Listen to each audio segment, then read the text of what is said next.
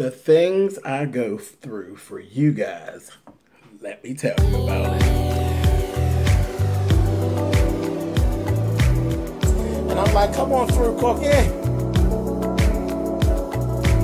want to pull my soapbox. That's basically it. Let's talk about drag and all its forms.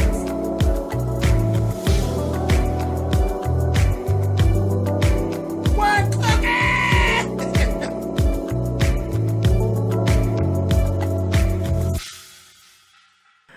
Hey guys, thanks so much for clicking on this video.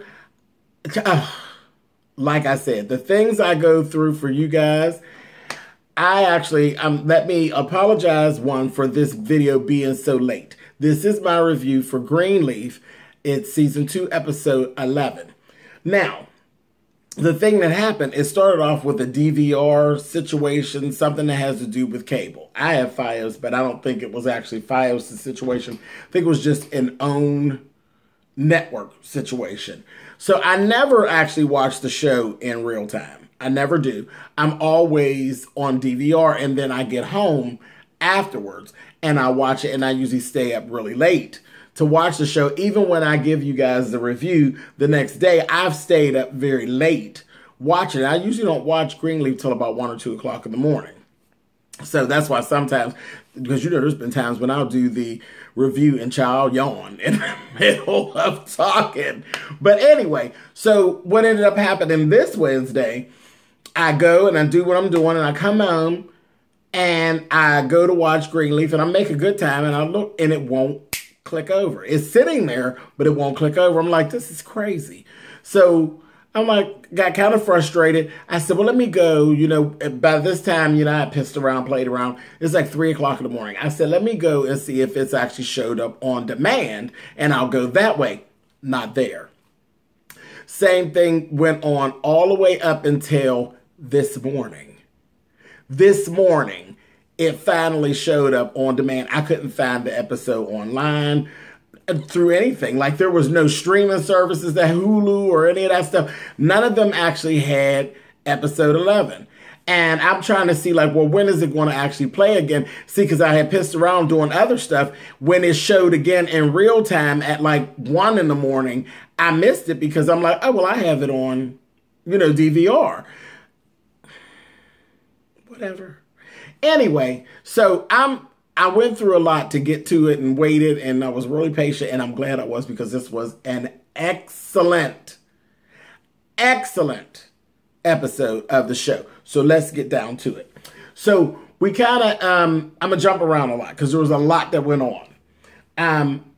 Let's talk about the fact that there was this cotillion that it's a whole annual thing naturally. And we finally got 2 Greenleaf girls who are actually old enough to be nominated to actually be debutantes for the cotillion, which would be Zora and Sophia. Something happens. Sophia and Zora are not accepted. So beyond, they were embarrassed. They were a little frustrated, and they were very disappointed. So immediately, Grace kind of thought it was, you know, the whole thing of what her scandal was. At this time, Rick Fox's little article had already come out, you know, in the magazine and all of that. So Grace has taken on the whole sting of it all. Lady Mae, pissed. Pissed. What do you mean? The Greenleaf girls have always been pissed, okay? So we end up finding out later on, through a good friend, Jacinta. She's a friend of Lady Mae's. She's the head of all of that society and all of that. And Lady Mae goes over with a bribe gift. You know, she has this gun that she's had since she bought the house, the Greenleaf estate. It was something that was left over there. Jacinta is a collector of artifacts and especially guns. So she basically goes over and gives the gun to her to basically strike up conversation. It had no value to her. She didn't care. She got money anyway. She don't care. So she gives her the gun. And Jacinta leads on and says, you know, I found it very strange that you didn't submit application for your girls. But I understand with all the stuff going on with the family and all of the, you know, the things that we won't talk about. I understand. I do understand. And Lady Mae's like, what do you mean? I did submit applications. She says, well, I don't know. Something must have happened with my secretary. Something happened. She says, well, who is the secretary? Tasha Skanks. Mae was hot as a firecracker, okay? She went to Tasha, baby, and when I say she went up in Tasha like an enema, she let Tasha have it. She told her, I know you all have problems with my family, but you don't want to go down this road with me, honey. You don't want to play these games with me. You really don't want to play these games with me.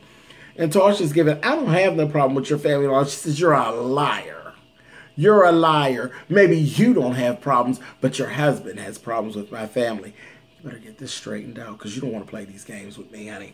So they go on back and forth, and she says, I emailed those applications into you. Now, what you did with them, that's something totally different. You know, this, that, thing, and the other. Had Tasha all flustered, baby. She talked to her real bad. Then there was this whole thing about this painting that Tasha said, where did you get that painting? And she said, they named the artist. And she says, I saw you in a magazine and you had paintings by him. And I got it because I thought that any first lady that was self-respecting, and I looked up to you and I was trying to be like you, and I got the painting and all that. And she told her, she's like, but that's okay. It doesn't matter. Whatever it is, just get out. Get out of my office. Just go. And she's like, excuse me? She said, get out. She said, that's okay, honey. I'm going to get the proof that I did email you those applications. And when I do, oh, you're going to have to pick your face up off the ground. And Lady Mae, she had this real sharp suit on. Well, she always be sharp. But she rolled on out of there, baby, and left Tasha in a funk, gave her, put me out, honey, whatever. She goes on out about her business. Right after that went on, she ends up, I'll just continue with that situation. She ends up going to the secretary. They trace it down. They get the email. She goes back, baby. She goes back to see Miss Tasha, baby. She told her, here it is, honey. Copies, receipts. I sent the applications. Now, you can admit to being a liar and suck it back up, honey, and make it right. And she told her, oh, here's the problem right here. You did email it to somebody. You didn't email it to me, honey. You sent it to .com. We're at .org, honey. I didn't get it. Now get back out again, honey. I said, oh, jeez. So Lady Mae, her face was cracked. She said, that's okay. I'm going to go see Jacinta because this just doesn't make any sense. She says, oh, I've already talked to Jacinta about how you rolled up in here on me, honey, and nobody's featuring you. Everybody's pissed with you, and you'll never have any favors done through this society and this organization anymore, so you can just get on out, honey. I was like, oh, honey, Mae was fit to be tied, but she kind of played herself. But anyway, so Mae rolls on out. Right after that, we'll just keep on with Mae, honey. Mae rolls into Bishop's office. Bishop is up in there with Miss LaToya Luckett, honey. Up on his desk. She's sitting up on his desk with this looking real cute, but she's sitting up on his desk. She's supposedly having a little conference with the bishop, but she's up on his desk, and very seductress-like. And he's eating this pineapple upside down cake. And he's like, oh, Mae, I want you to meet her and this, that, and the other. Or that Rochelle. I want you to meet Rochelle, this, that, and the other. She's like, And she's like, whatever. And he's like, this cake make you want to slap your mom. And she said, oh, so she made you cake. Oh. So then she says, he said, how did the meeting go, you know, with over at the society? That she said, don't even ask. And so Rochelle climbs down off the desk and she's like, oh, well, you know, Jacinta's a good friend of mine. How can I help? Is there something I can do to help? She says, no, honey, you've done enough. Through her major shade, you've done enough. And she told her, honey, you go on and finish and enjoy your cake, Bishop. Turned around and went on out the door. Everybody in that room knew exactly what was wrong. You knew you ain't had no business with your stinking behind up on his desk.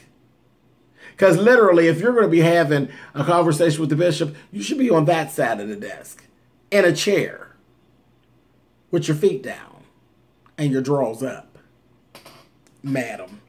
But anyway, May walked on out of there. Bishop was looking all simple. I said, men are always looking simple when they do this bull crap. I said, you a mess. She should have walked over there and smacked him across his lips, honey, and smacked that cake on the floor. Well, that's what I would have done. But I guess I would never be a first lady of anything, would I? I'll just have to be the second hoe on the damn corner because I would have smacked the cake on the floor. Probably would have smacked Rochelle too, but whatever. Another story for another time. Anyway, so we're going on and go on to this thing, and she leaves. Rochelle's like, did I do something wrong? Girl, shut up. You know you did, honey. Get on out of here. Okay, so go on with all that. Let's talk about this meeting that it was all the pastors in the area. It was this meeting that they have. I think it's like monthly or quarterly, and they all get together and kind of brainstorm about, you know, the direction of their community. Well, this time it was actually being hosted at Triumph. It was Triumph's turn to host the meeting. So they all go over there. Bishop Skanks is there and everything. And, you know, there was some shady highs and all of that. Bishop, Greenleaf, and Gigi went together. And actually, and you know, of course, you know, Jacob was there as well. And there's all these other pastors. Well, during that meeting, there was this whole situation that got spoken about. There was this child, I think he was 16, who had tried to commit suicide, and he was now has brain damage, and there's all this issue with him and financial situations for the family and all of this, and it all stemmed from the fact that he was homosexual and he was trying to take his life. So, Basie Skanks got up and said, he made this whole statement. Something ain't right. Something ain't right. Basie's shady, but he did this whole thing. Whenever they were talking about it, and they were talking, when the pastor, the one pastor that brought the information was talking about it, everybody was so interested until they really found out like that the boy was gay, and then they gave you the church thing. They was like, okay, whatever. You know, it really was like that. So Basie got up and basically said, you know, we need to do something about this whole thing. This whole homophobia and the church thing. We need to kind of address this and kind of see what we can do and see how we can help with that family, this, that, or the other. I don't know what the plan is, but we need to be able to do something. That kind of thing. And a lot of those pastors, well, most of those pastors, they didn't seem very concerned. This is nothing. We all know this. I know why they were actually addressing this, but okay, whatever. So they were kind of like over it or whatever. Grace, it hit Grace in the gut because now we know Grace has actually left the church and lived in the world. So Grace kind of actually does have the love for people as a whole. Okay, we already know over at the Greenleaf spot, they ain't even, remember what happened to Carlton? They don't care nothing about it. Oh, he gay? That's on him. We don't want to be attached to it, no way.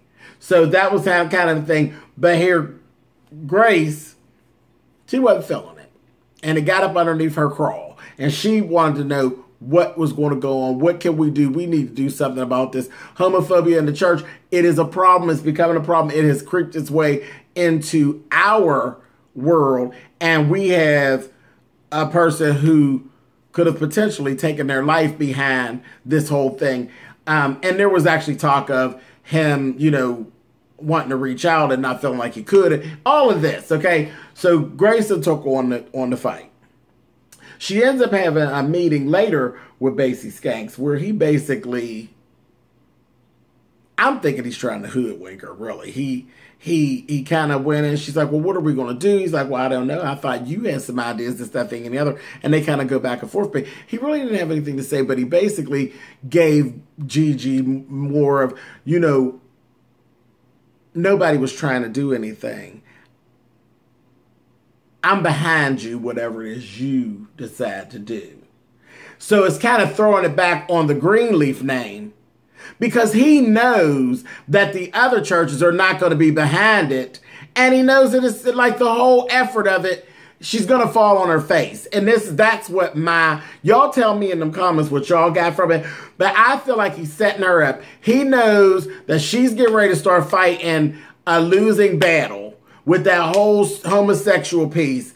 And he just wants to see the Greenleaf folk fall on their face on anything. It doesn't matter what it is, just anything. So that was my whole thing with that little situation. I don't trust Basie Skanks, not one little bit. And Gigi's being very passionate and real, and she's being sucked in. And her dad actually did say, Bishop made a comment about how she fell under the spell of the skank spell. But we're going to get back to that in a minute when we get to the dinner. Just hold on to the dinner talk. Okay, so we got that going on. Just hold that. Let's talk about Zora. Zora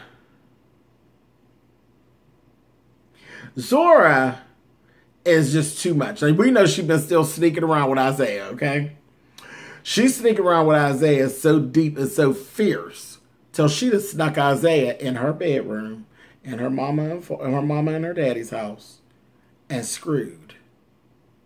She let him screw her in her little twin bed at her mother and her father's house. Out of order. Out of order. Why didn't you take her over your parents' place and screw? You got it going on, Mr. Isaiah. You got so much money. Why don't you take her somewhere to a hotel or something? Child, you better start listening to your cousin Sophia. Y'all are over there living like peasants. And they living fine. And he over there sneaking with you. He ain't even trying to show you a good time. He just trying to show you his...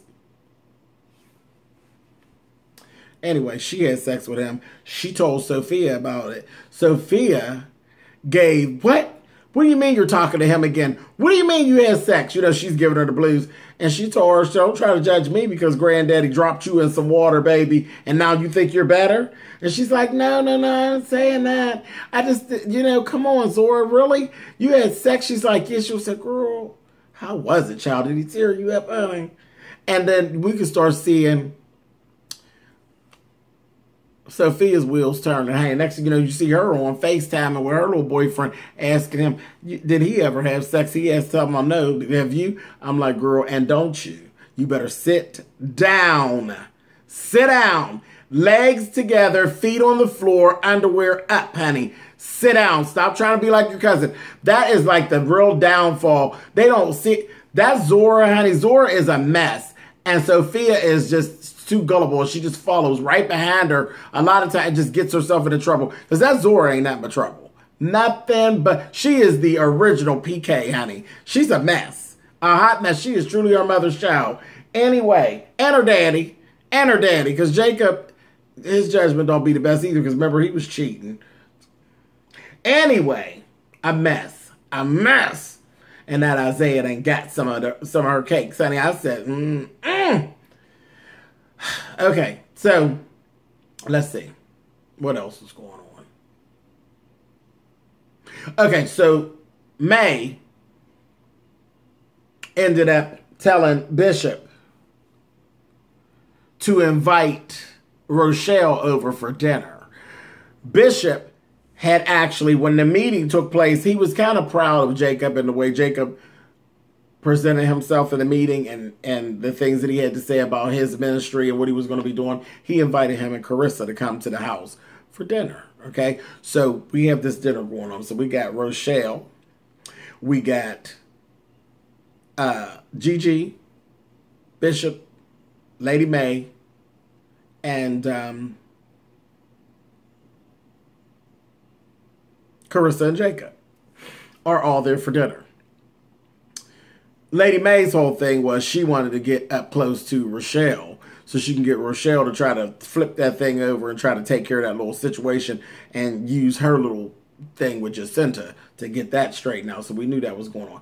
Well, while they were having this dinner, they get to talking. And they're speaking about everything like that. And they just start kicking it around. And then you see it again. You know how the Greenleafs are like, the whole thing with, they're like, Gigi, you know, you're taking on this thing with Basie Skanks, and he's nothing but, I don't trust him, and ain't nobody thinking about him. Nobody's really thinking about that little situation with the little homophobia thing and the little homosexual boy that's messed up. Ain't nobody really thinking about all that. And Gigi's like, well, as a community, we need to do something. It's a problem. We need to do something. I don't care what y'all say. We need to do something. This, she says, and Carissa jumps in and just blasts Kevin. It's like, well, Kevin left on his own accord, this, that, thing, and the other. And the next thing you know, Rochelle's like, well, who's Kevin? And they're like, child, that's our ex-son-in-law, honey. He gay, child. Ain't nobody think about him. You know, this, that, and the other. And then they said, oh, girl, we're sorry about having this kind of talk in front of you. And Rochelle's like, well, I miss family, so don't worry about me. Meanwhile, she was sucking it all up, honey. I said, girl, look at her floppy disk filling up, honey. I said, I know that's right, girl. Me, especially with the fact that you get ready to try to screw the bishop, honey. You better get it all together, honey, so you can use it to battle them with later. So they doing all that, then blasted Kevin. Charity's not at the dinner. Charity's upstairs with her baby, okay? I said, good thing she wasn't down there because, you know, she'd have been having a fit and crying all over the place. So anyway, then the next thing you know, Carissa attacks Gigi and tells Gigi something about how she done brought shame to the family and brought scandal, and that's why the kids ain't get in. I said, oh my God. So that opened up the door for that conversation. So later on, after, you know, they broke that all, and you know that Carissa, I can't with her, honey. I can't. But when they got all done, Lady May talks to Rochelle. Rochelle apologizes. She apologizes to her about how she said, I just was having a really bad time and I was really out of order. And I'm really sorry that I actually, you know, came off the way that I did, this, that, and the other. She's like, oh, no, it's no problem. Water under the bridge, this, that, and the other. Okay, very next day, Gigi and Lady May are sitting at the table. Lady May actually tells Gigi it was actually me who screwed up and why the girls didn't get in. So stop taking on that piece of guilt because it was not you, not this time. It wasn't you that messed up. It was me that messed up. And she said, but you know, I talked to Rochelle and we're going to see if she's as good as what she says she is. About 2 seconds later, here comes Sophia running downstairs. She's like, we got in. Me and Zora just got emails that there was some mistake that happened and we actually got it. We're going to be debutantes. So Gigi looks at her. She says, well, thank you, Mama, for including me in what happened. And thank you for admitting it and telling me. So their relationship is changing. And then they're really going into the mother-daughter thing in a way that I like, because right after that, Gigi told her, she says, now, about this Rochelle, honey, and Lady May told her, she says, oh, yeah, about her. She said, don't even worry. Don't even worry. She said, that's another fight for another time, and I'm ready for it. I said, oh, all right, honey. So, and her and Gigi gave each other this look like, baby, we will bury her, honey. Well, you know Gigi will do her in, honey. I said, okay. So I laughed. I said, all right now. I was here for that. But again, I don't trust May either. Because I think May is going to, it's just in her nature. She's going to destroy her trust. She's going to build trust with Gigi and she's going to destroy it again. I know she is. She's just her. She's just toxic. So I'll be waiting. I got a side eye on her too. Okay, so that whole thing took place. Okay, so the last situation was Charity. Charity is trying to write a song. Jabari was actually coming in town, so she's trying to get this song together. I believe the song was for the Clark sisters, and she just couldn't get it together. Her words wouldn't come to her. You're having a writer's block, I understand. Just couldn't get it together. And she was talking to one of the people in the little department, one of the ladies that work with her, and the lady says, well, what would Carlton do? And she says, "Oh." And then she jumps on the phone and she calls Carlton. And Carlton's like, "Is this Charity Greenleaf?" And she's like, "Yeah." She's like, "Oh, so you're calling me, huh?" And it was a lot of nerve from the door. I just sat there and looked at that and I said, she got a lot of nerve. A lot of nerve. And he ended up showing up like folks do. He showed up and he's like, "Oh, it was so good to see you. You know, some of the people here, this, that, and the other. I haven't seen anybody." And he got her right together, baby, and told her, "You know, after I got fired from here, you never called. You never reached out to me at all to see how I've been doing. So what's going on? What is it that you're reaching out to me for now? What's wrong now, Charity? What is it that you need from me?" Which is what people do a lot of times. And I'm going to go ahead and play in the gay thing right now. Because that is the situation. But just people do this just in general. But this is a lot of what happens in the church. You're good for what your talents are. You're good for what you can add to the ministry. You're good for the money that you'll give to the ministry. But you're not good for the ministry. And this was just another episode of that. This was another situation. And again, I've been through it with the church. I've been there. I've done that. So it is what it is. But they played it out, I mean, perfectly how it happens. Foolish him. He came right on. She called for him and he came, and then she tried. She wouldn't even sit in it, honestly. You know, "Oh no, I was just so busy." Girl, shut up. Shut up. Just tell them what it is you need, honey, that's what you need help with. Well, in the midst of all of that, she ends up telling them, "You know, I was really so distraught," and she went into playing the victim. Because now it's all about her. Because she knew she was out of order, so she went on and played her victim card. And of course, Carlton fell right in and, you know, help her out with everything. And he was really good, and he showed that he had true friendship and true care for her. She started talking about the whole situation about Kevin being gay and him leaving, and she just can't find him. And then she talked about, you know, the fact that she never got the chance to grieve the baby girl. Remember, they were twins, and, you know, one was stillborn and all that. She never had the chance to grieve the baby because all the stuff that was going on with Kevin and her and the separation. And then he actually called the baby out by name.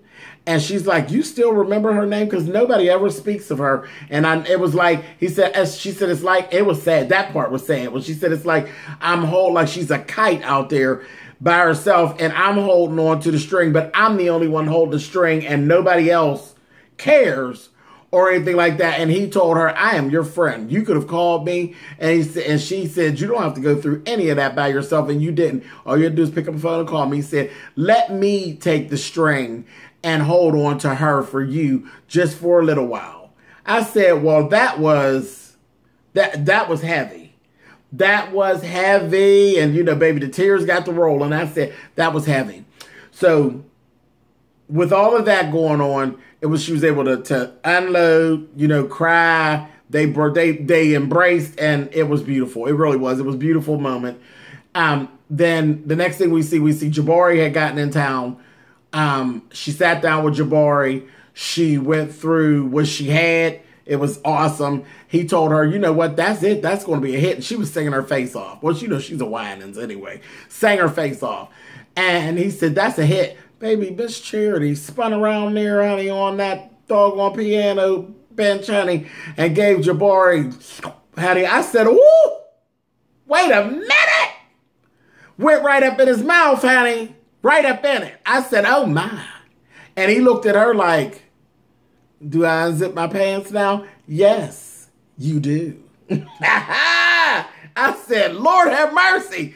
And that's where it ended. Like I said, I went through a lot of trouble trying to get to this episode. And baby, I'm glad I didn't sit back and just say, "Oh, forget it." This was an excellent episode. It was just as juicy and filled with, about as juicy as that mouth Miss Charity turned around there and smacked on Jabari. I said, oh my, it's on and it's popping. So I will talk to y'all. Hopefully everything will be fine. And I'll talk to y'all next Wednesday night. Okay. All right, guys. Thanks for watching. Thank you for being so patient. I will talk to you guys soon. Later.